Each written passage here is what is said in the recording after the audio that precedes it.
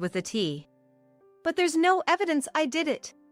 Frustrated by her son's attempts to escape blame, my mother-in-law sighed heavily.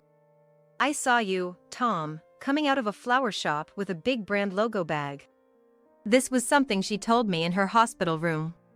She had tried to call out to him that day, but he was so absorbed in his phone call that he just hopped into a taxi and left. She found his behavior odd and was about to tell me when she collapsed after drinking the tea. Tom's face turned even paler as she pointed this out, becoming increasingly agitated. I glared at him. I had a hunch and called your company. They said you were on paid leave, not a business trip. Such a blatant lie. By this time, I had thoroughly investigated everything about Tom. I found several women's brand items in his card usage history that he had never given me. But what caught my eye most was his computer browsing history. I had printed out a list of all that information. Look at this. A whole list of shady drug purchases and visits to dark websites. I confronted him with his internet history and credit card statements. Plus, this store matches the payment destination on your card. At this point, Tom was white as a ghost and speechless. But that wasn't all I had prepared. You also seem to have been obsessed with love fortune-telling pages. While searching his room, I had found a printout of a fortune-telling result in the trash can. Crumpled up as if he was displeased with the outcome. But this became the final straw that cornered my husband. Let's see here. It says compatibility fortune-telling for Tom and Rachel. What? This is about Rachel, right?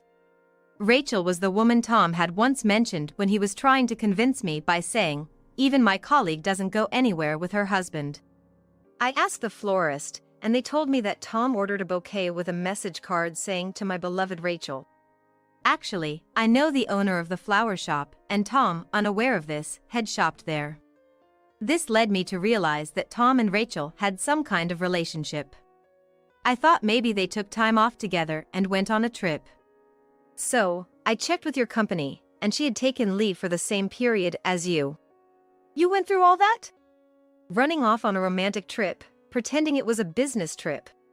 How shameful.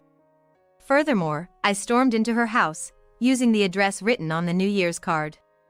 Her husband, Henry, suspected his wife's infidelity due to subtle changes like her makeup getting heavier and coming home late. So, Henry recently put a GPS tracker on her phone. That's how I found out where you two were.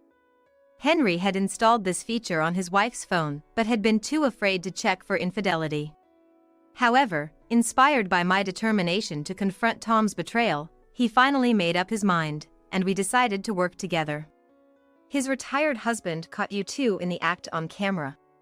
I scattered numerous photos of their affair on the table. They showed the two hugging and even entering a hotel. Planning to send me to the other world, collect alimony and retirement funds, and start a new life with your mistress, perhaps? Shut up. That's exactly right. Tom reluctantly began to confess their affair, which started 10 years ago. Around the same time he stopped giving me birthday presents. You're really the worst. Be grateful I even put up with an old hag like you. Instead of apologizing, Tom snapped back and arrogantly sprawled on the sofa, crossing his legs. But then, my mother-in-law suddenly slapped him on the back of his head. I'm ashamed to have a son like you, Tom. I'm disowning you. But Mom, I'm your only son. Please reconsider.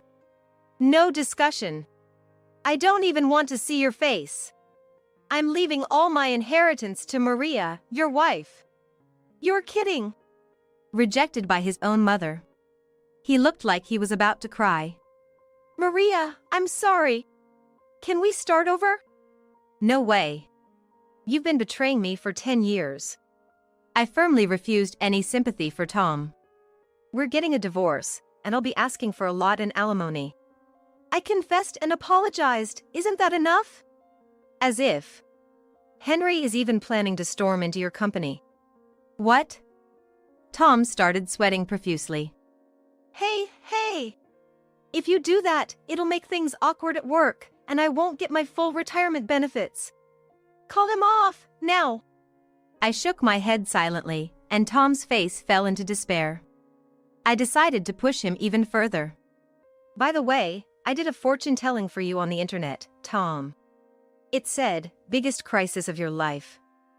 It's surprisingly accurate. Maybe I should try it too. Please, I'm sorry, forgive me. Tom finally apologized repeatedly. I was almost sent to the other world by you. So, I'm saying I'm sorry for that. Including this incident, I'll consult a lawyer and take appropriate action. I'm even considering filing a police report, so be prepared. What?